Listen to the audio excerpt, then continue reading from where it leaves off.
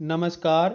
आपके अपने YouTube channel Hindi भाषा और साहित्य में मैं विशाल कुमार पुनः आप सभी का स्वागत करता हूं। और सूरदास जी के ग्रंथ सूरसागर के पदों की व्याख्या की श्रृंखला में 25 पदों की व्याख्या हम कर चुके हैं। अब 26वें पद से आज के व्याख्यान में हम सूरदास जी के पदों की व्याख्या करेंगे। तो आइए 26वां पद देखते हैं।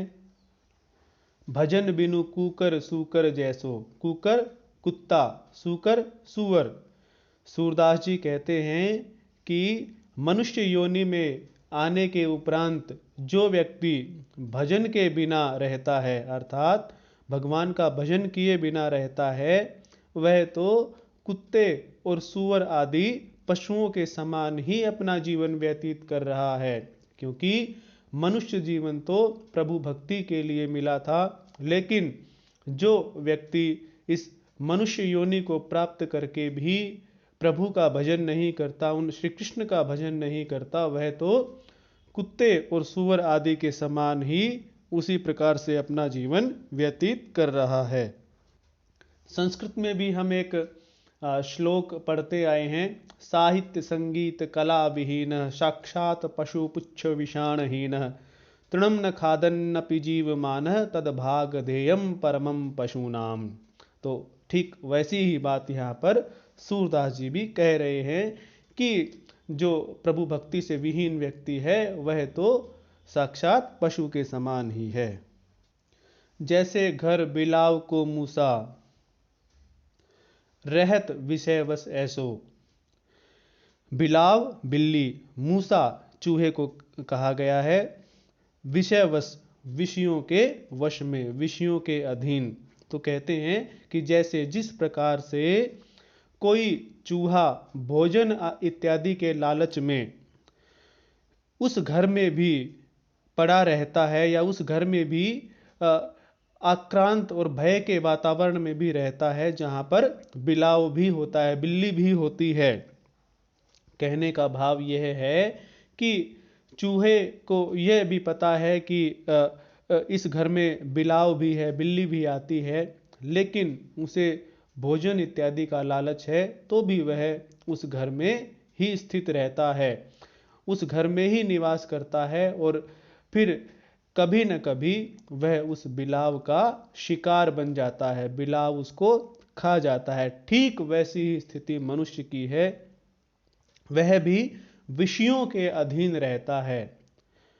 मनुष्य जन्म में उसे प्रभु भक्ति का कार्य मिला था, लेकिन प्रभु भक्ति का कार्य न करके वह इंद्रियों के, विषयों के सुख भोग की इच्छा में ही लगा रहता है, उनकी प्राप्ति में ही लगा रहता है। और एक दिन इस प्रकार से उसका भोगों में आसक्त रहते हुए, विषयों के अधीन रहकर उनकी प्राप्ति के लिए प्रयत्न करते हुए ही मृत्यु हो जाती है, अर्थात वह काल का ग्रास बन जाता है और उसका जो उद्देश्य था प्रभु भक्ति का, वह कभी भी पूरा नहीं हो पाता और वह इस संसार के आवागमन के चक्कर में ही पड़ा रहता है, उसे मोक्ष की प्राप्ति नहीं होती। बग बगुली अरु गीद गीदनी आई जन्म लियो तैसी। बग, बगुला, बगली यानी कि बगुली, मादा बगुला, गिद्ध और गिद्धनी। सूरदास जी कहते हैं कि जो मनुष्य योनि में आने के बाद भी, जो प्राणी मनुष्य योनि में आने के बाद भी प्रभु भक्ति से वंचित रह जाता है और बिना प्रभु भक्ति के ही जीवन व्यतीत करता है, वह तो उन बगुला, बगली और गिद्ध गिद्धनी के समान है, जो कि संसार में आए और उन्होंने खाया पिया और इस प्रकार से जीवन व्यतीत किया और फिर वे मृत्यु को प्राप्त हो जाते हैं। ठीक उन्हीं प्राणियों की तरह ही वह मनुष्य भी हो जाता है। कहने का भाव यह है कि जिस प्रकार से बगुला, बगुली, गीद गीदनी इत्यादि अन्य प्राणी संसार में आकर चले जाते हैं, तो मनुष्य भी यदि प्रभु भक्ति ना करके केवल उन पशुओं और पक्षियों जैसे सामान्य कार्य ही करता है तो वह भी उन्हीं के समान है। मनुष्य योनि में आकर तो किसी भी प्राणी को इन कार्यों के अतिरिक्त प्रभु भक्ति करनी चाहिए। उन्हू कै गृह सुधारा है, उन्हें भेद कहूँ कैसो। सूरदास जी कहते हैं कि जिन गिद्ध गिद्धनी और बगुला बगुले के ऊपर बात की गई है, उनके पास भी घर होता है, चाहे वह किसी पेड़ की कोटर में रहें, चाहे घोंसला बनाकर रहें, कहीं भी रहे, होता तो वह उनका घर ही है।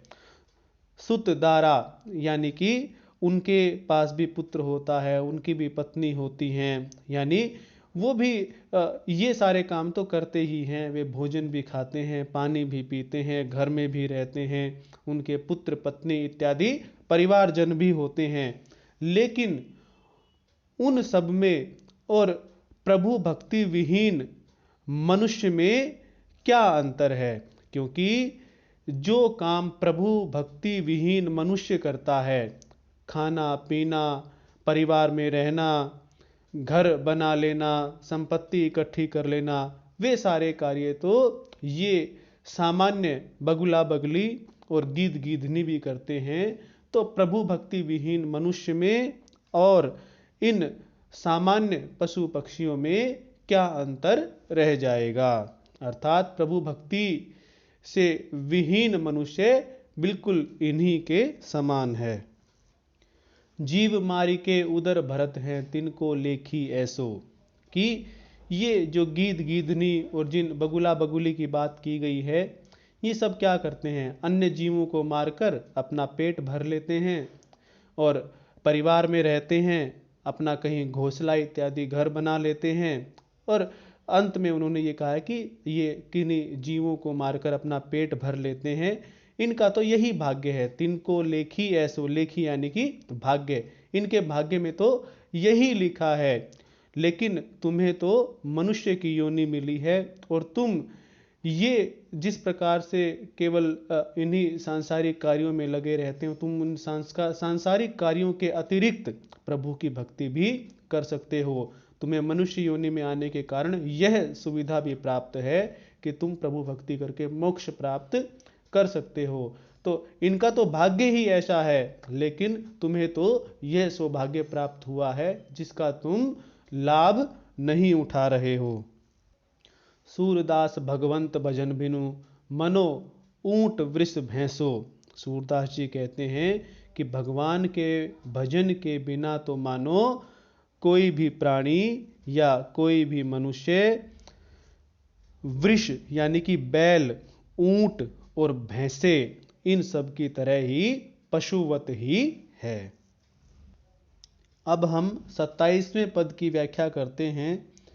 जादिन संत पाहुने आवे। इस पद में कवि ने संतों की महिमा को वर्णित किया है। और संत यानी कि जो भगवान का भक्त होता है, जो सांसारिक मोह माया को त्याग करके और प्रभु भक्ति में ही लीन रहता है, उसे ही यहाँ पर संत कहा गया है। पाहुने अर्थात अतिथि, जो हमारे घर में मेहमान आता है। तो जा दिन, जिस दिन संत रूपी अतिथि हमारे घर में आते हैं, या हम ये कह सकते हैं कि जिस दिन हमें संत रूपी अतिथियों के आतिथ्य का सौभाग्य प्राप्त होता है। तीर्थ कोटि स्नान करे फल जैसी दर्शन पावत। तीर्थ, तीर्थ इत्यादि, कोटि करोड़ों, स्नान करे, उनमें स्नान करने का फल जो परिणाम होता है, जैसी उस जैसा दर्शन पावत, उनके दर्शन करके। कि संतों के दर्शन का फल तो करोड़ों तीर्थों के फल के समान होता है। जिस प्रकार से माना जाता है कि तीर्थ स्थानों पर स्नान करने से पुण्य की प्राप्ति होती है, तो करोड़ों तीर्थों में स्नान करने से जो पुण्य प्राप्त होता है, उससे अधिक पुण्य तो संतों के दर्शन करने से प्राप्त हो जाता है। नयो नेह दिन दिन प्रति, उनके चरण कमल चित लावत। नयो, नया, नेह स्नेह प्रेम दिन दिन प्रतिदिन बढ़ता है। चित्त लगाने से, मन लगाने से, उनके चरण यानी कि संतों के चरणों में, उन संतों के चरणों में यदि कोई व्यक्ति अपना मन लगाता है तो स्वतः ही उसका ईश्वर के प्रति भी प्रेम दिन दिन बढ़ता जाता है।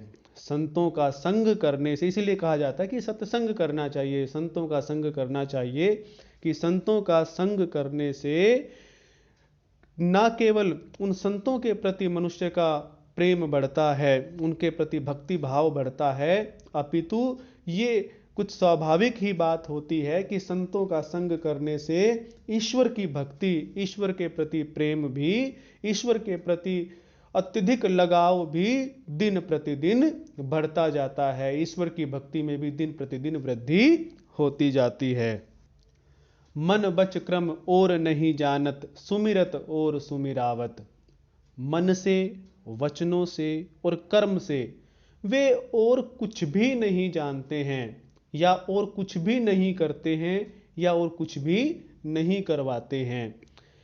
केवल और केवल अपने मन से, वचन से और कर्म से प्रभु भक्ति ही करते हैं और प्रभु भक्ति ही करवाते हैं। सुमिरत और सुमिरावत, वे केवल दो ही काम करते हैं, स्वयं प्रभु के नाम का सुमिरन करते हैं, और जो उनके सामने होते हैं, जो उनके संग में होते हैं, जो उनके सानिध्य में होते हैं, उन सभी को भी प्रभु के नाम का सुमिरन करवाते हैं। मिथ्यावाद उपाधि रहित हुए, विमल विमल जस गावत, कि वे जो भ्रमात्मक वाद विवाद हैं, शास्त्रार्थ होता है, और जो किसी प्रकार की लोग उपाधि ग्रहण कर लेते हैं कि वे उस सिद्धांत के प्रवर्तक हैं या वे महंत हैं, इस प्रकार की उपाधि से वे बिल्कुल ही रहित होते हैं। देखिए यहाँ पर सूरदास जी ने यह स्पष्ट रूप से बता दिया है कि वे संत किन्हें कहते हैं। वही लोग जो एकदम प्रभु में आस्था रख के और किसी प्रकार का कपट मन में ना रखते हुए केवल और केवल प्रभु भक्ति में ही लीन रहते हैं। वे इस प्रकार के वाद विवाद में नहीं उलझते हैं, वे शास्त्रार्थ में नहीं उलझते हैं कि वे किसी से वाद विवाद कर रहे हैं कि ईश्वर ऐसा है या वैसा है।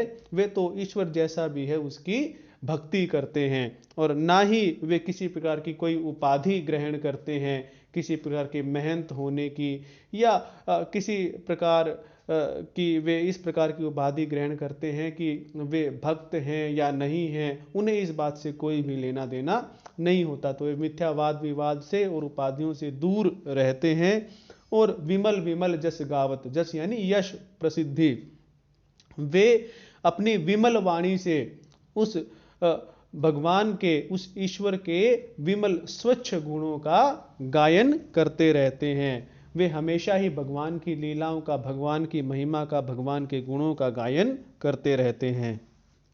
बंधन कर्म जे पहले सोई काटी बहावत। बंधन कर्म, देखिए ये माना जाता है कि मनुष्य किसी भी जन्म में कोई कर्म करता है, चाहे वह पाप करता है, चाहे वह पुण्य करता है, सुकृत करता है या दुष्कृत करता है, तो उन कर्मों के फल को भोगने के लिए उसे बार बार जन्म लेना पड़ता है, और वह इस आवागमन के चक्कर में पड़ा रहता है। लेकिन जो संत लोग हैं वे पूर्व जन्म के बंधनों को काटकर मनुष्य को उन कर्मों के फल भोगने की व्यवस्था से बचा लेते हैं।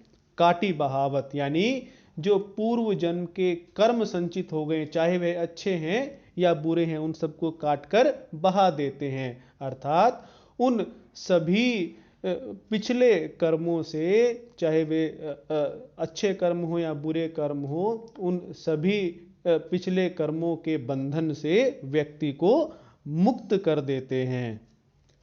संगति रहे साधु की अनुदिन, भव दुख दूरी न सावत, कि साधु की संगति हमेशा ही करने से, हमेशा यदि कोई व्यक्ति नित्य प्रति साधुओं की संगति करता है, संतों की संगति करता है, तो भव दुख, जो इस संसार के आवागमन के चक्कर में पड़े रहने का दुख है, उस दुख को वे नष्ट कर देते हैं, उस दुख को वे दूर कर देते हैं। पिछली पंक्ति में कहा गया था कि वे मनुष्य को कर्मों के बंधन से मुक्त कर देते हैं, और जो व्यक्ति कर्मों के बंधन से मुक्त हो जाता है उसको तो मोक्ष प्राप्त हो ही जाता है। इसीलिए यहाँ पर कहा गया है कि वे मनुष्य को पिछले कर्मों के बंधन से मुक्ति दिलाकर उसके सांसारिक आवागमन के चक्कर में पड़ने के कारण पनपने वाले दुख को दूर कर देते हैं। सूरदास संगति करो तिनकी, जे हरि सुरति करावत। हरि यानी भगवान की सुरति, स्मरण, करावत करवाते हैं। सूरदास जी कहते हैं कि हे प्राणी, हे मनुष्य, तू उनकी संगति कर और प्रतिदिन उनकी संगति कर, उनके साथ रह, उनके सानिध्य में रह, जो कि भगवान का स्मरण कराते हैं, भगवान का नाम स्वयं भी जपते हैं, स्वयं भी उनका नाम लेते हैं, सिमरन करते हैं, और तुम्हें भी उनके नाम का सिमरन करवाते रहते हैं। 28वें पद की व्याख्या करते हैं। आपुन पो आप ही बिसरियो, आपुन पो स्वयं को, आप तू खुद ही, बिसरियो भूल गया है। भारतीय दर्शन में यह माना जाता है कि आत्मा परमात्मा का ही अंश है। आत्मा उस परब्रह्म सच्चिदानंद स्वरूप परमात्मा का ही अंश है। इसलिए जो मनुष्य में यह आत्मा है वह भी सच्चिदानंद ब्रह्म स्वरूप ही है। मनुष्य संसार में आकर अपने उस सच्चिदानंद ब्रह्म के स्वरूप को भूल जाता है। उसे यह याद नहीं रहता कि वह स्वयं सच्चिदानंद ब्रह्म स्वरूप ही है, और वह स्वयं को इस संसार में लिप्त कर लेता है, और उस रूप को भूलकर अपना जो एक भ्रम पैदा करने वाला जो नाम है या अन्य वस्तुओं के साथ अपने संबंध को जोड़ लेता है, जो कि नश्वर होते हैं।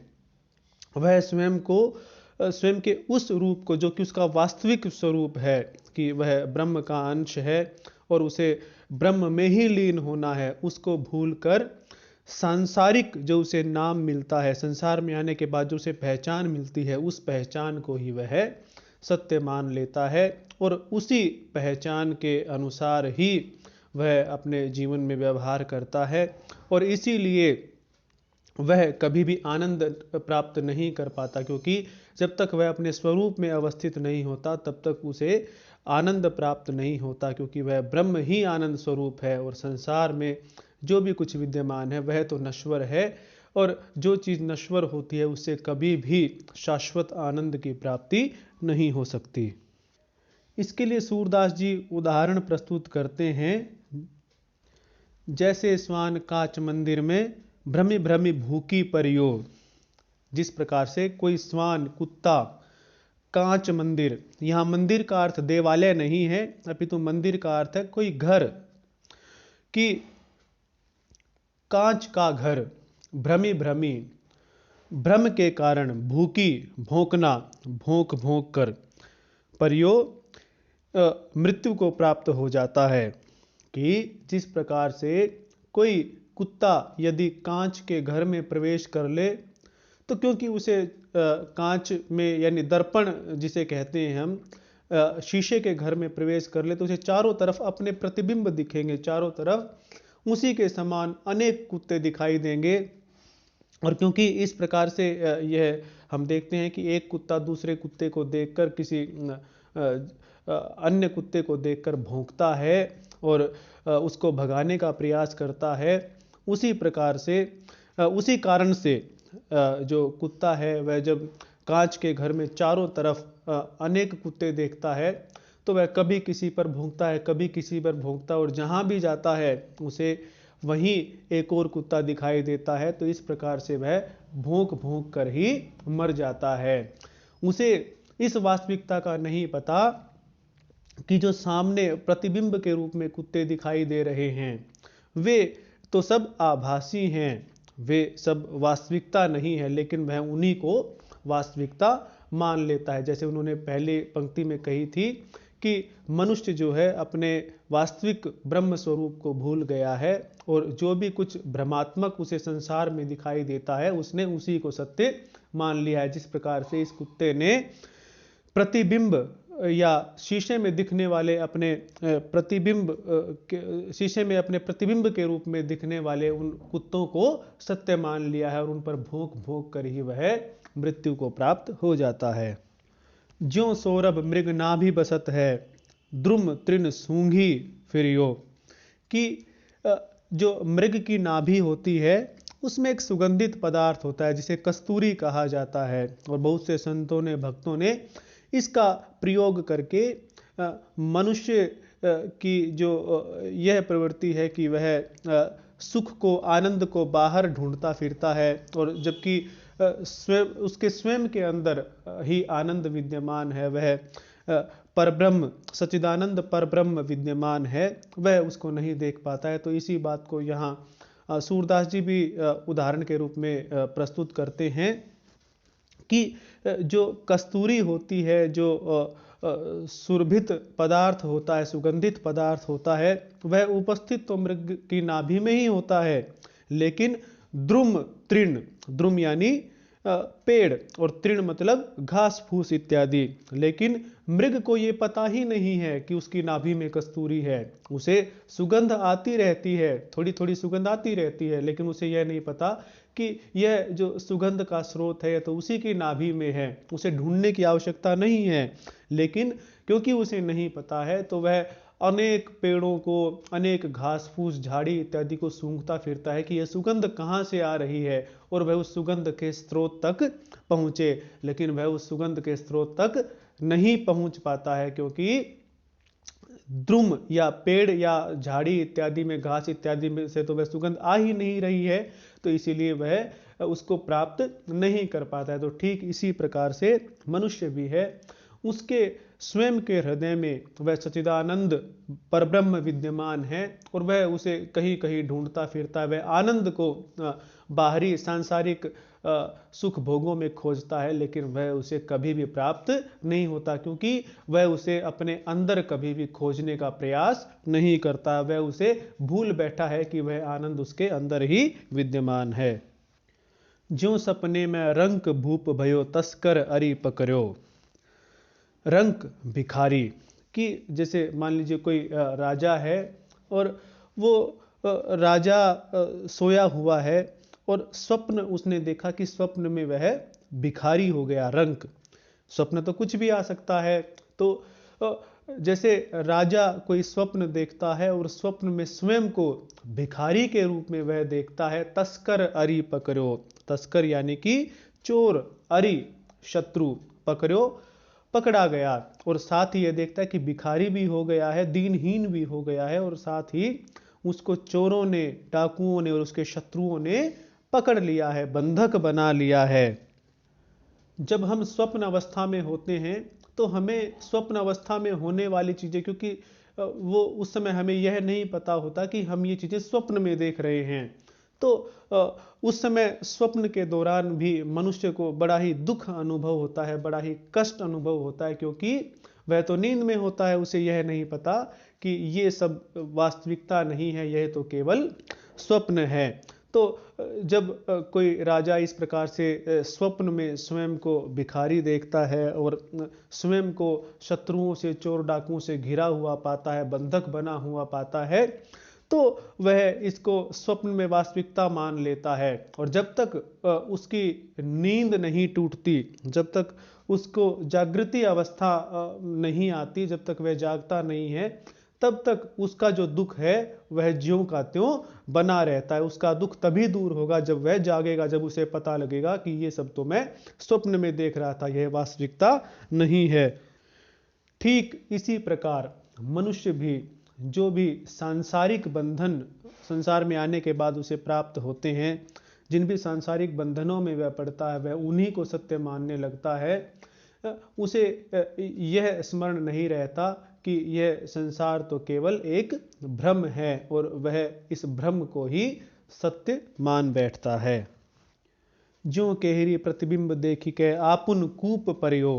यहाँ पर एक हमने सभी ने वह कहानी पढ़ी ही होगी कि एक शेर जंगल का राजा था, तो वह प्रतिदिन जंगल में से किसी एक जानवर को उसके पास स्वयं जाना पड़ता था, वरना वह बहुत सारे जानवरों को एक बार में ही मार देता था। तो फिर एक दिन एक खरगोश की बारी आई, और वह खरगोश थोड़ा सा उसके पास विलंब से गया।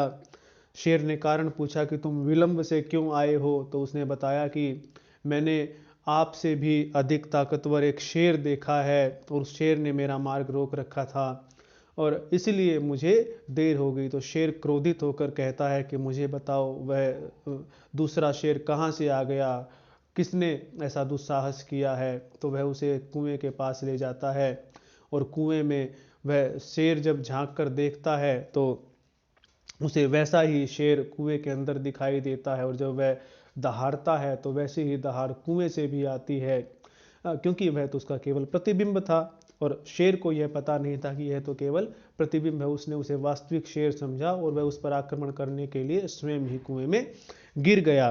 तो उसी बात का संदर्भ यहाँ पर सूरदास जी ने दिया है। केहरी का अर्थ होता है शेर, कि जिस प्रकार से शेर केवल अपना प्रतिबिंब देखकर और उसे वास्तविक शेर मानकर स्वयं ही कुएं में गिर गया था, उसी प्रकार से मनुष्य भी है कि वह इस प्रतिबिंब जैसे या इस नश्वर या इस माया से भ्रमित इस संसार को वास्तविक मान लेता है, और इसमें ईश्वर भक्ति को छोड़कर अन्य सभी कर्म करता है, और इसको ही सत्य मानकर इस सांसारिक बंधनों में पड़ा रहता है। वह ईश्वर को कभी याद नहीं करता, अपने स्वरूप को भी याद नहीं करता, वह अपने अंदर उस आनंद की खोज नहीं करता, उस तक नहीं पहुंचता, और फिर अंत में वह काल का ग्रास बन जाता है। जिस प्रकार से वह शेर जो है स्वयं ही कुएं में गिर गया था। कुएं में गिरना मतलब कि व्यक्ति जो है स्वयं काल का ग्रास बन जाता है। जैसे गज लगी लखी स्फटिक शिला में, दसननी जाए अरियो। गज हाथी, स्फटिक शिला, ये एक प्रकार का चट्टान होती है, पत्थर होता है, जो कि बहुत ही चमकदार होता है। स्फटिक शिला अभ्रक कहते हैं, अभ्रक की जो चट्टान होती है वह चमकदार होती है, और उसमें भी प्रतिबिंब दिखाई दे जाता है। दशननी दांतों को, जाए अरियो जाकर गाड़ देना, अड़ाना, कि जिस प्रकार से कोई हाथी जब स्फटिक शिला के सामने जाता है तो स्फटिक शिला में उसे स्वयं का प्रतिबिंब दिखता है, और वह सोचता है कि सामने भी कोई हाथी है, और वह उसको जब चोट पहुंचाने के लिए, उसको मारने के लिए उस स्फटिक शिला में जो प्रतिबिंब वाला हाथी है उस पर प्रहार करता है, तो उसके जो दोनों आगे के दांत होते हैं वे उसमें गड़ जाते हैं, और वे इतनी बुरी तरह से उस स्फटिक शिला में गड़ जाते हैं कि वह उन दांतों को फिर नहीं निकाल पाता है, और वह इसी प्रकार से वहीं तड़प तड़प कर मृत्यु को प्राप्त हो जाता है। वह उसी प्रकार से वहीं तड़प तड़प कर पीड़ित होता रहता है। तो ठीक वैसे ही मनुष्य भी है, वह भी अपने सच्चे स्वरूप को भूलकर जो माया जनित सांसारिक स्वरूप है, जो सांसारिक उसे नाम मिला है, जो सांसारिक लोग उसे मिले हैं, उन्हीं को वह सत्य मान लेता है, और एक दिन वह उसी प्रकार से उनके बंधन में पड़कर, आवागमन के चक्कर में पड़कर पीड़ित होता रहता है, काल का ग्रास बन जाता है। मरकट मुठी छाड़ी नहीं दीनी, घर घर द्वार फिरियो। मरकट बंदर, मुट्ठी, हमने वो कहानी भी पढ़ी ही होगी कि एक बंदर बड़ा उत्पात करता था, तो किसी ने यह उपाय किया कि उसने एक तंग मुंह वाले लोटे में चने डाल दिए, तो जैसे ही उसने चने निकालने के लिए हाथ डाला और मुट्ठी बंद हुई, तो फिर उसका हाथ उस तंग मुंह वाले लोटे से नहीं निकला, तो वह उसको ही उठाए फिरता है और यह सोचता है कि मेरा हाथ क्यों नहीं निकल रहा, मेरा हाथ अंदर से किसी ने पकड़ लिया। जबकि यह तो बात है ही कि यदि वह अपनी मुट्ठी को खोल दे तो उसका हाथ बड़ी ही सरलता से निकल जाएगा, लेकिन उसे इस बात का पता नहीं है। तो जिस प्रकार से जो बंदर है वह अपनी मुट्ठी को नहीं खोलता और घर घर द्वार द्वार भटकता रहता है कि कोई उसके इस बंधन को छुड़ा दे, कोई किसी प्रकार से उस लोटे से उसका हाथ निकलवा दे, लेकिन कोई भी उसके इस प्रकार के हाथ को नहीं निकलवा सकता जब तक कि वह अपनी मुट्ठी को ना खोले। कोई भी उसके हाथ को निकालने में सक्षम नहीं हो सकता है। तो वैसे ही मनुष्य भी है। मनुष्य तरह तरह के यत्न करता है सुख प्राप्त करने के, आनंद प्राप्त करने के, लेकिन जब तक वह सांसारिक बंधनों का त्याग नहीं करेगा, जब तक वह संसार को नहीं त्यागेगा, वह अपने भीतर की खोज कर ही नहीं सकता, वह अपने भीतर के आनंद को प्राप्त नहीं कर सकता और वह बाहर ही इन सुख और आनंद को खोजता रहता है, बिल्कुल उस बंदर की तरह ही जो बाहरी लोगों से अपेक्षा रखता है कि वे उसके उस बंधन को उसे बंधन से मुक्त करवा दे, लेकिन वह स्वयं मुट्ठी नहीं खोलता है। सूरदास नलिनी को सूटा कहीं कौन पकड़ियो। सूरदास जी कहते हैं कि जिस प्रकार से नलिनी एक यंत्र होता है और वह यंत्र इस प्रकार से बनाया जाता है कि उसमें एक जो नलिका होती है, उस नलिका पर यदि तोता बैठता है तो एक उसके ऊपर और नली होती है, वह दूसरी नली बिल्कुल उस तोते के ऊपर आ जाती है और तोते को ऐसा महसूस होता है कि वह जो है बंधन में है, वह किसी जाल में फंस गया, उसे किसी ने पकड़ लिया। जबकि वास्तविकता यह होती है कि यदि तोता उस पर से उड़ना चाहे तो उड़ सकता है, क्योंकि वह तो तोते के भार के कारण ही जो ऊपर वाली नलिका है वह उसके ऊपर आई है, लेकिन तोते को यह पता नहीं है, इसलिए वह स्वयं को बंधन में ही समझता है और वहां से उड़ नहीं पाता है। तो सुवटा क्या होता है? तोता। तो जिस प्रकार से नलिनी पर बैठा हुआ सुवटा, नलिनी नामक यंत्र पर बैठा हुआ तोता स्वयं को बंधन में समझता है,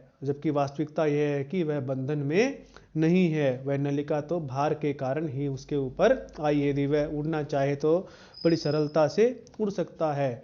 तो सूरदास जी कहते हैं कि उसे किसने पकड़ा है, अर्थात उसे किसी ने नहीं पकड़ा, लेकिन वह इस बात को नहीं जानता। तो मनुष्य भी इसी प्रकार से अपने चिर मुक्त चिर आनंद स्वरूप को भूल गया है और वह स्वयं को इस संसार में बंधा हुआ पाता है।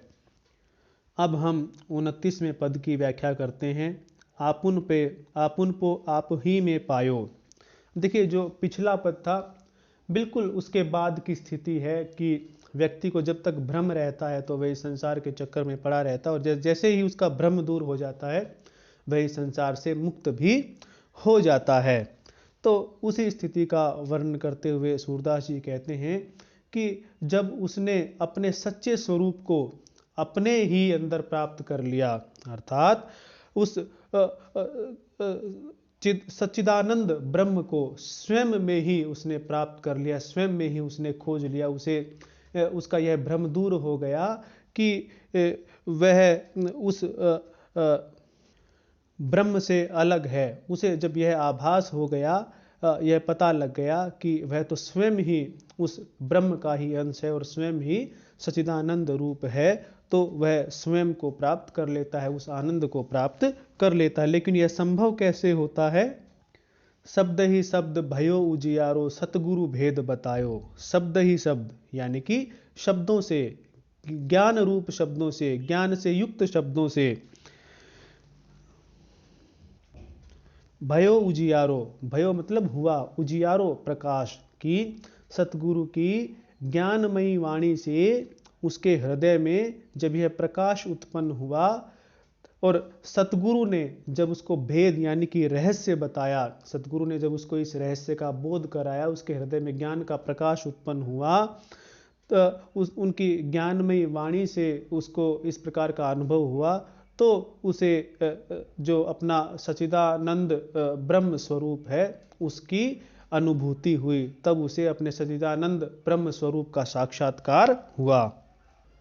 जो कुरंग नाभि कस्तूरी ढूंढत फिरत बुलायो, जिस प्रकार से जो कुरंग यानी कि हिरण होता है उसकी नाभि में ही कस्तूरी होती है, लेकिन वह उस बात को भूलकर उसे कहीं कहीं ढूंढता फिरता है, लेकिन फिर चितियो जब चेतन हुआ करी अपने ही तन छायो। फिर चितियो यानी देखा, उसे अनुभूति हुई, चेतन हुआ करी, उसने सोच समझकर देखा, उसने स्वयं की खोज की, तो तब उसे पता लगा कि यह तो अपने ही तन, मेरे ही तन में, मेरे ही शरीर में स्थित है। और फिर उसने कहीं कहीं उसे ढूंढना छोड़ दिया, वह अब उसे ढूंढता हुआ नहीं फिरता है, अब उसे इस प्रकार का साक्षात्कार हो गया है, इस प्रकार की अनुभूति हो गई है कि जिस कस्तूरी को वह कहीं कहीं ढूंढता फिरता था वह तो उसके स्वयं के शरीर में ही विद्यमान है। राजकुमारी कंठ मणिभूषण भ्रम भयो कहूँ गंवायो। अब जैसे कि किसी राजकुमारी के उसके स्वयं के गले में ही उसका मणियों का आभूषण हो, उसका मणियुक्त हार हो, लेकिन उसे यह भ्रम हो जाए कि मैंने उसे कहीं पर खो दिया है, अर्थात वह हार कहीं खो गया है। कई बार हमारे साथ भी ऐसा होता है कि हमारे पास वह चीज़ होती है, हमारे हाथ में ही होती है, लेकिन हम उसे कहीं कहीं ढूंढते फिरते हैं, हमें यह आभास नहीं रहता कि अरे ये तो मेरे हाथ में ही थी। तो इस प्रकार की बात उन्होंने सूरदास जी ने कही है कि किसी राजकुमारी को यह भ्रम हो जाए कि उसका हार खो गया है, लेकिन वास्तव में उसका हार उसके गले में ही पड़ा हुआ होता है, वह इस तरफ ध्यान नहीं दे। दियो बताई और सखिनी तब तनु को ताप नसायो। और फिर उसे उसकी सखियां, उसकी सहेलियां उसे इस वास्तविकता को बता दें कि अरे जिस हार को तुम ढूंढ रही हो और जिसके खो जाने का भ्रम तुम्हें हुआ है और इसके खो जाने के भ्रम के कारण तुम बहुत ही दुखी हो, तो वह हार तो तुम्हारे गले में ही पड़ा हुआ है। तो यदि उसकी सखियां उसको यह बात बता देती हैं तो उसका सारा ताप, उसका सारा कष्ट, उसका सारा दुख दूर हो जाता है। उसी प्रकार से जब व्यक्ति को, मनुष्य को यह इस बात का अनुभव हो जाता है कि वह स्वयं उस सच्चिदानंद ब्रह्म का अंश स्वरूप है, तो वह फिर इस संसार के भ्रम में नहीं पड़ता और वह अपने स्वरूप में स्थित हो जाता है। सपने माही नारी को भ्रम भयो बालक कहूँ हिरायो। अब एक और उदाहरण यहाँ पर सूरदास जी देते हैं कि सपने में, जिस प्रकार से सपने में किसी नारी को, किसी महिला को यह भ्रम हो जाए कि उसका बालक कहीं खो गया है, उसका बालक उसके पास नहीं है, और वास्तविकता तो क्या है कि वह भी सोई हुई है और उसका बालक भी सोया हुआ है और उसका बालक उसके पास ही सोया हुआ है, लेकिन उसे इस प्रकार का स्वप्न आया कि उसका बालक खो गया है, उसका बालक उसके पास नहीं है, और वह यह बात सुनकर स्वप्न में बहुत अधिक दुखी होती है, बहुत अधिक परेशान होती है। लेकिन जागी लख्यो ज्यों को त्यों ही है, ना कहूँ गयो ना आयो। और जब वह जाग कर, जब जागती है, उसका स्वप्न टूटता है, उसको वह जागृत अवस्था में आती है, तो वह जब देखती है तो वह देखती है कि वह बालक तो ज्यों का त्यों वहीं सोया हुआ है, न वह कहीं खोया था और न ही वह कहीं से आ गया है कि उसने प्राप्त कर लिया है, अर्थात न वह कहीं गया था और न ही वह कहीं से आया है, अर्थात वह तो ज्यों का त्यों उसके पास ही सोया हुआ ही है। तो केवल उसका भ्रम था कि उसे स्वप्न में ऐसा वह स्वप्न आया और उस स्वप्न को ही वह सत्य मान बैठी। तो इसी प्रकार से यह जो मनुष्य भी है, जब उसे इस बात का आभास हो जाता है कि वह स्वयं सच्चिदानंद ब्रह्म स्वरूप है, तो उसे फिर यह लगता है कि अरे मैं तो व्यर्थ ही इधर उधर भटक रहा था, बल्कि सच्चा आनंद तो मुझ में स्वयं में ही विद्यमान है। सूरदास समुझे को यह गति, मन ही मन मुस्कायो। सूरदास जी कहते हैं कि जब इस प्रकार की गति होती है, इस प्रकार की बातें होती हैं, इस प्रकार की घटना घटती है, तो इसके बारे में कौन क्या कहे। इसके बारे में जिसके साथ यह घटना घटती है कि जिसे यह साक्षात्कार हो जाता है कि वह स्वयं ही सच्चिदानंद ब्रह्म का अंश है, वह स्वयं ही सच्चिदानंद ब्रह्म स्वरूप है, तो इस बात को वह किसी को समझा भी नहीं सकता है। उसे तो मन ही मन आश्चर्य होता है, वह तो मन ही मन मुस्कुराता रहता है कि मैं तो अभी तक इतने दिन से धोखे में ही था, मैं कहीं कहीं भटक रहा था, लेकिन जिस आनंद को मैं ढूंढ रहा था वह तो मुझ में स्वयं में ही विद्यमान है। जिस संसार को मैं सत्य समझ रहा था वह तो सब भ्रम था। और जब उसे इस वास्तविकता का ज्ञान होता है तो वह मन ही मन इस बात को सोचकर मुस्कुराता है कि मैं किस प्रकार से भ्रम में पड़ा हुआ था, और इस बात को वह किसी को समझा भी नहीं सकता। वह किसे समझाए, अर्थात कोई यदि वह किसी को बताएगा तो भी जब तक सामने वाले को इस बात का बोध ना हो वह उसकी बात को नहीं समझ पाएगा। कहीं न जाए या सुख की महिमा, जो गूंगे गुड़ खायो। सूरदास जी कहते हैं कि जो अपने स्वरूप में स्थित होने का जो सुख है, जो आनंद है, अर्थात जो स्वयं को प्राप्त करने का जो आनंद है, उस ईश्वर से एकाकार होने का जो आनंद है, जो सुख है, वह तो उस सुख के समान है जो कि अव्यक्त है, जिसको व्यक्त नहीं किया जा सकता। जिस प्रकार से गूंगा यदि गुड़ खाए, कोई मीठा फल खाए, तो वह केवल उसके स्वाद को अनुभव करता है और उसे व्यक्त नहीं कर सकता, क्योंकि उसके पास वाणी नहीं है। तो उस परब्रह्म परमात्म जो स्वरूप है, उसका साक्षात्कार होने के बाद जो सुख प्राप्त होता है, उसको तो केवल अनुभव ही किया जा सकता है, उसके बारे में वाणी से व्यक्त नहीं किया जा सकता है। अभी तक हमने जिन पदों की व्याख्या की है वे विनय तथा भक्ति के पद हैं, कि जिनमें सूरदास जी ने दास्य भाव की भक्ति की है और विनय तथा इस प्रकार की दास्य भक्ति की झलक हमें उसमें मिलती है। अब जो पद करेंगे वह पद हम जो कृष्ण लीला है, कृष्ण के जन्म से लेकर और जिस जिस तरह से कृष्ण लीला आगे बढ़ती है उसी तरह के पद हम क्रम से अब करेंगे। तो आइए अब 30वें पद की व्याख्या करते हैं। आनंद है आनंद बढ़्यो अति, कि चारों तरफ आनंद ही आनंद हो गया, चारों तरफ आनंद में वृद्धि हो गई, चारों तरफ आनंद का वातावरण बन गया। कि जब श्री कृष्ण ने मथुरा में जेल में वसुदेव और देवकी के अष्टम पुत्र के रूप में जन्म लिया तो चारों तरफ आनंद छा गया, क्योंकि पृथ्वी दुष्टों के अत्याचार से पीड़ित थी। और जब देवताओं को यह पता लगा कि श्री कृष्ण ने मथुरा में जन्म ले लिया है, अवतार ले लिया है, और वे भक्तों का उद्धार करेंगे और पृथ्वी को दैत्यों के अत्याचार से मुक्त करेंगे, कंस के अत्याचार से मुक्त करेंगे, तो उनके मन में अति आनंद छा गया।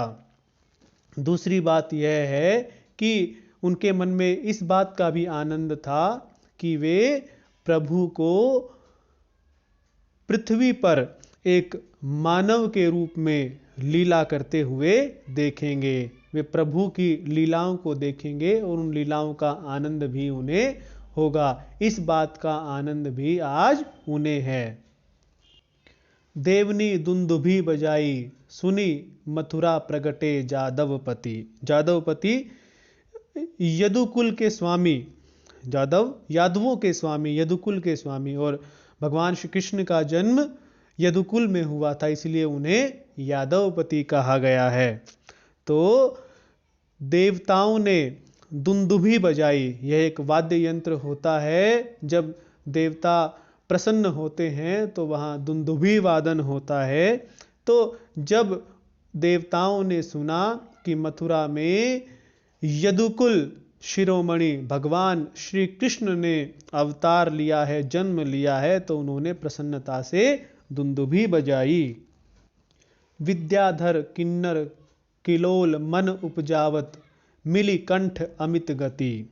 विद्याधर, ये जिस प्रकार से मनुष्य जाति होती है, वानर जाति होती है, उसी प्रकार से ये भी विद्याधर भी एक ऐसी जाति मानी जाती है जो कि सुंदर गायन करती है और गीत संगीत में पारंगत इन्हें माना जाता है। किन्नर, किन्नर जाति भी इसी प्रकार की होती है कि वे भी जिस प्रकार से सुर असुर ये सब होते हैं, इस प्रकार से वर्गीकृत किया जाता है, वैसे ही गंधर्व भी होते हैं और उन्हें भी बड़ा ही कला कुशल माना जाता है और संगीत में उन्हें भी पारंगत माना जाता है। किलोल, उनका सुंदर गायन, किलोल मतलब उनका सुंदर गायन। मन उपजावत, या किलोल का मतलब प्रसन्नता भी हो सकती है। प्रसन्नता में जो गायन किया जाता है, प्रसन्नता में जो आवाज निकलती है उसे किलोल कहा जाता है। जैसे ये कहा जाता है कि पक्षी किलोल करते हैं सुबह सुबह, तो वे बड़े प्रसन्न होते हैं तो वो आवाज निकालते हैं, उसे किलोल कहते हैं। तो मन उपजावत, मन में उत्पन्न करते हैं, उपजावत उत्पन्न करते हैं। मिली कंठ अमित गति, कंठ मिलकर, यानी उनके कंठ यहाँ पर सुर के लिए प्रयोग किया गया, उनके सुर मिलकर अमित गति, यानी कि जिसकी कोई तुलना ना हो सके उसे अमित कहते हैं, या जिसका कोई पारावार ना हो उसे अमित कहते हैं। गति, उनकी जो गति है। तो विद्याधर किन्नौर या विद्याधर किन्नर, इन सबके जो सुर हैं, इन सबके सुर मिलकर इस प्रकार की अतुलनीय, इस प्रकार की अद्वितीय ध्वनि या इस प्रकार के सुर उत्पन्न कर रहे हैं कि वे सभी के मन में बड़ी ही प्रसन्नता उत्पन्न कर रहे हैं। अर्थात विद्याधर, किन्नर इत्यादि भगवान श्री कृष्ण के जन्म पर बड़ी ही खुशी से सुर में सुर मिलाकर गायन कर रहे हैं और उस गायन को सुनकर सभी के मन अत्यधिक प्रसन्न हो रहे हैं। गावत गुण गंधर्व पुलकित अंग, नाचती सब सुर नारी रसिक अति। गावत गुण, की गुणों का गान करते हैं। गंधर्व, गंधर्व ऊपर भी शब्द आया तो गंधर्व जाति के लोग। पुलकित अंग, पुलकित यानी बड़ी ही खुशी से, पुलक से, उनके जो तन है, जो उनका शरीर है, वह बड़ा ही प्रसन्न दिखाई दे रहा है। उस प्रसन्न मुद्रा में, उस प्रसन्न शरीर वाले होकर वे भगवान के गुणों का गायन कर रहे हैं, भगवान के महिमा का गायन कर रहे हैं। गंधर्व लोग पुलकित शरीर वाले होकर उन श्री कृष्ण के गुणों का गान कर रहे हैं। नाचती सब सुर नारी रसिक अति। सुर नारी, सुर देवता, नारी उनकी पत्नियां या देवांगनाएं, की जो देवांगनाएं हैं वे नृत्य कर रही हैं। रसिक, रस से सराबोर होकर, आनंद से युक्त होकर, जो देवांगनाएं हैं, देवताओं की पत्नियां हैं, वे आनंद युक्त होकर गायन कर रही हैं, नृत्य कर रही हैं। देव जो गंधर्व हैं वे तो भगवान के गुणों का गायन कर रहे हैं और जो देवांगनाएं हैं वे अति आनंद से भरकर नृत्य कर रही हैं। बरसत सुमन सुदेश सुर सुर, जय जय करत मानत रति। बरसत सुमन यानी कि फूल बरस रहे हैं, सुमन फूल, फूल बरस रहे हैं। सुदेश यानी कि, सुदेश यानी कि अच्छे देश में, यानी स्वर्ग में, स्वर्ग से फूल बरस रहे हैं। और कौन बरसा रहे हैं? सुर यानी कि देवतागण, देवतागण स्वर्ग से फूल बरसा रहे हैं, जय जयकार कर रहे हैं। मानत रति, और बड़े ही आनंद मना रहे हैं कि जो देवता लोग हैं वे स्वर्ग से फूलों की वृष्टि कर रहे हैं, फूलों की वर्षा कर रहे हैं और श्री कृष्ण की जय जयकार कर रहे हैं। और साथ ही मानत रति बहुत ही आनंद, बहुत ही उत्सव मना रहे हैं। रति यहां पर हम आनंद के लिए प्रयोग करेंगे। शिव बिरंचि इंद्रादि अमर मुनि, फूले सुख न समात मुदित मति। अब देखिए, शिव, भगवान शिव, विरंचि ब्रह्मा, इंद्र अमर, अमर कहते हैं देवताओं को, इंद्रादि देवता, मुनि और मुनिगण। कौन कौन? भगवान शिव, ब्रह्मा, इंद्रादि देवतागण और मुनिगण।